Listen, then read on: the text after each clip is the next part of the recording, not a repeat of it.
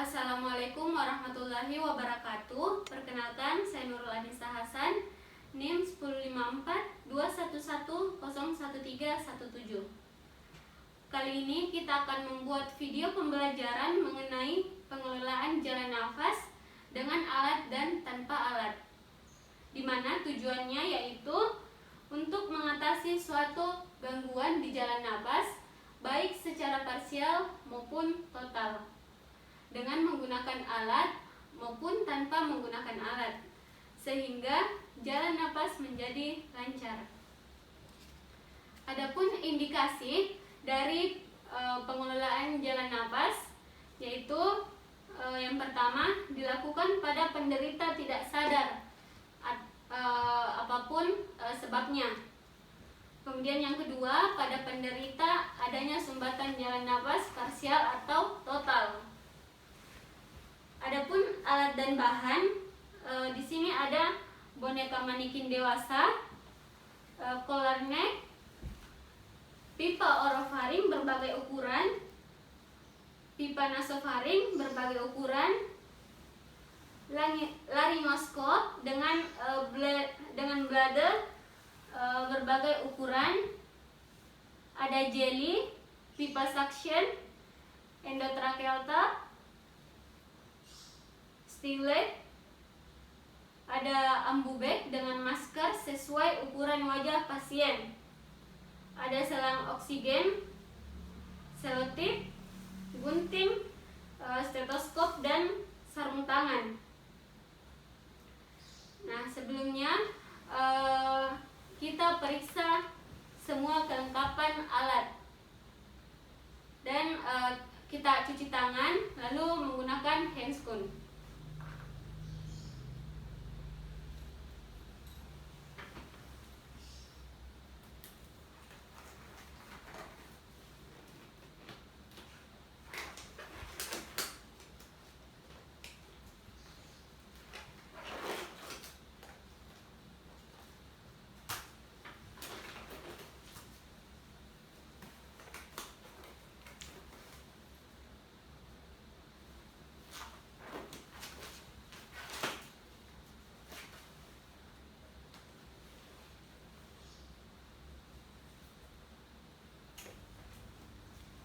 Nah, selanjutnya pertama kita menilai primary survey melalui ABC.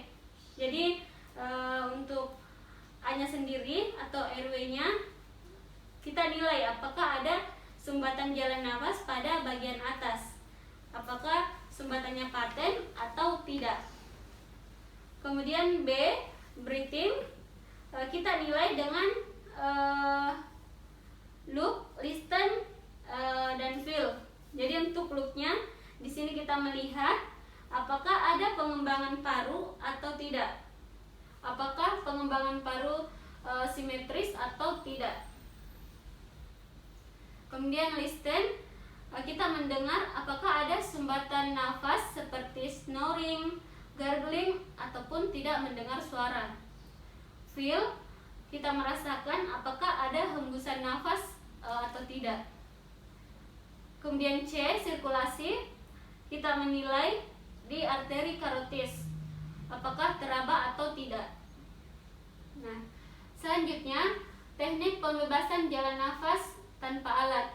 Jadi teknik ini digunakan untuk mengatasi jalan nafas atas yang diakibatkan oleh terjatuhnya lidah ke belakang dengan mendengar adanya suara tambahan, snoring, atau mendengkur. Nah, di sini ada 3 cara, 3 teknik. Yang pertama ada head tilt. Jadi kita tekan dahi pasien menggunakan telapak tangan ke arah belakang sehingga kepala pasien tengadah. Kemudian chin lift, menggunakan jari telunjuk dan jari tengah mengangkat dan memegang dagu. Jika terdapat fraktur servikal, pembebasan jalan nafas tanpa alat yang bisa digunakan adalah dengan metode yang ketiga, yaitu jaw thrust. Nah, dengan cara kedua tangan di bawah dagu kita dorong rahang ke arah depan sehingga barisan gigi bawah berada di depan barisan gigi atas. Atau kita gunakan ibu jari ke dalam mulut dan bersama dengan jari-jari lain tarik dagu ke depan. Selanjutnya yaitu teknik pembebasan jalan napas menggunakan alat. Jadi yang pertama itu ada pipa orofaring. Nah, pertama kita ukur pipa dari sudut bibir ke telinga. Kemudian kita masukkan pipa mengarah ke atas sehingga menyentuh langit-langit mulut pasien. Setelah itu kita putar 180 derajat. Kemudian dorong sampai posisi yang tepat. Lakukan evaluasi dengan loop, yaitu lihat pola nafas pasien, listen, mendengarkan suara nafas pasien, dan feel, merasakan nafas pasien. Kemudian yang kedua dengan menggunakan pipa nasofaring. Jadi di sini kita nilai besar lubang hidung pasien terlebih dahulu. Kemudian kita nilai apakah ada kelainan di kafum-nasi atau tidak. Selanjutnya kita oleskan jeli pada pipa nasofaring dan hidung pasien. Kemudian pegang pipa, kemudian dorong perlahan hingga seluruhnya masuk, sambil menilai adakah aliran udara di dalam pipa. Kemudian penyumbatan jalan nafas yang diakibatkan karena adanya cairan bisa mendengar suara tambahan berupa gargling. Selanjutnya yaitu teknik sapuan jari. Jadi kita siapkan kasa bersih, kemudian buka mulut pasien dengan jaut ras dan tekan dagu bawah. Kemudian kita lilitkan kasa di kedua jari, yaitu jari telunjuk dan jari tengah. Lalu dengan pelan kita masukkan ke daerah mulut dan mengusap secara perlahan daerah mulut yang tergenang oleh cairan. Selanjutnya dengan suction. Nah, di sini kita masukkan suction bisa di daerah mulut ataupun di daerah hidung dan hisap secara langsung menggunakan suction. Kemudian jangan lupa evaluasi kembali dengan look, listen, dan feel. Selanjutnya yaitu pemberian nafas bantu bisa menggunakan alat maupun tidak menggunakan alat. Jadi jika tidak menggunakan alat, di sini ada dua. Yang pertama itu kita lakukan mouth to mouth, kemudian mouth to nose. Dengan menggunakan alat kita lakukan yaitu dengan ambu bag. Jadi pertama kita pilih masker sesuai wajah korban. Selanjutnya sambung selang oksigen pada ambu bag dan nyalakan oksigen hingga 12 liter per menit. Lalu kita sambungkan masker dengan ambu bag. Nah, pastikan jalan napas telah terbebas dengan menggunakan pipa orofaring ataupun pipa nasofaring. Setelah itu kita rekatkan masker pada wajah dengan tangan membentuk huruf C dan jari-jari lainnya memegang dan mengangkat pada mandibula pasien dengan membentuk huruf E. Kemudian kita berikan bantuan nafas ventilasi tekanan positif. Nah, kita pastikan tidak ada udara yang keluar. Bila dilakukan oleh 2 orang, 1 orang memegang masker dengan kedua tangan dan 1 orang lagi memegang bag atau kantong dan memompa dengan kedua tangan. Kecukupan ventilasi dinilai dengan melihat gerakan dada penderita. Jadi di sini ventilasi diberikan tiap 5 detik. Selanjutnya yaitu bantuan nafas dengan intubasi orotrakea. Jadi pertama kita pastikan jalan nafas tetap bebas, kemudian pastikan balon endotrakea tidak bocor dengan cara memberikan udara pada endotrakea menggunakan spoid. Selanjutnya pasang stylenya pada pipa endotrakea. Kemudian buat seperti bentuk stick hoki dan berikan sedikit gel pada bagian endotrakea. Selanjutnya kita siapkan blade laryngoskop yang sesuai dengan pasien dan gagang laryngoskop. Pastikan lampu laryngoskopnya menyala. Selanjutnya buka pipa orofaring jika sebelumnya terpasang. Jadi kita buat kepala pasien tengadah, kemudian pegang laryngoskop menggunakan tangan kiri. Kemudian buka mulut pasien dengan cara menyilangkan tangan kita, menyilangkan jari kita, dan memasukkan perlahan-lahan blade laryngoskopnya agar tidak melukai daerah bibir dan gigi pasien. Selanjutnya masukkan laryngoskop hingga ke daerah glossoepiglotika. Kemudian identifikasi epiglotis dan laring. Setelah teridentifikasi, selanjutnya kita masukkan pipa endotrakea secara perlahan.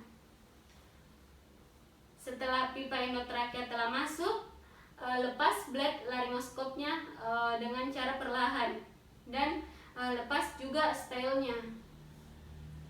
Kemudian kita kembangkan balon dari pipa endotrakea menggunakan spoid. Kemudian hubungkan pipa endotrakea dengan ambubek. Dan lakukan evaluasi untuk melihat apakah pipa endotrakea telah masuk ke trakea atau tidak dengan memberikan ventilasi tekanan positif. Setelah dipastikan pipa endotrakea masuk ke dalam trakea, akan terlihat pengembangan paru kiri dan kanan. Setelah itu, lakukan evaluasi apakah pipa endotrakea tidak masuk sampai memberikan ventilasi yang asimetris. Dengan cara kita lakukan auskultasi pada daerah paru kiri dan kanan untuk melihat apakah ada bunyi pernapasan sama atau tidak. Setelah selesai, selanjutnya kita fiksasi pipa endotrakeanya dengan menggunakan plaster dan pasang kembali pipa orofaring. Setelah itu kita bisa memberikan ventilasi tekanan positif secara perlahan dengan frekuensi 10-16 kali per menit. Setelah pemasangan, lakukan kembali evaluasi dengan cara mengauskultasi pada daerah paru kiri dan kanan dan auskultasi juga pada daerah gaster apakah ada bunyi nafas, di mana normalnya itu tidak ada.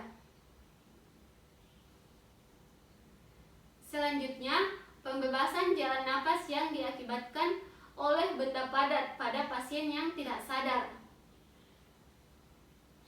Jadi, pertama kita baringkan pasien di tempat yang aman. Kemudian dengan cara seperti menunggangi korban dan kita berikan hentakan di garis hayal antara prosesus sipoideus dan umbilicus dengan cara menekan sebanyak 5 kali dengan hentakan ke atas secara tiba-tiba. 1, 2, 3, 4, 5. Setelah itu, lakukan evakuasi. Apakah sumbatan yang diakibatkan oleh benda padat sudah keluar di daerah mulut? Selanjutnya, pemasangan jalan nafas yang diakibatkan oleh benda padat pada pasien yang sadar. Jadi ada dua teknik. Yang pertama itu teknik back blow. Jadi dimana kita rangkul pasien dari arah belakang dan condongkan pasien ke depan sedikit. Kemudian berikan hentakan yang kuat 3-5 kali pada daerah khayal antara skapula kiri dan kanan. Dan lakukan hentakan 1, 2, 3, 4, 5. Dan jangan lupa lakukan evaluasi apakah ada atau tidak benda padat yang keluar. Yang kedua yaitu teknik abdominal thrust. Jadi kita rangkul pasien dari arah belakang dengan memberikan kepalan tangan di daerah epigastrium antara processus siphoideus dan umbilicus dengan cara menekan ke atas sebanyak 3-5 kali. 1, 2, 3, 4, 5. Kemudian kita lakukan lagi evaluasi apakah ada atau tidak benda padat yang keluar. Sekian video pembelajaran mengenai pengelolaan jalan nafas. Terima kasih. Wassalamualaikum warahmatullahi wabarakatuh.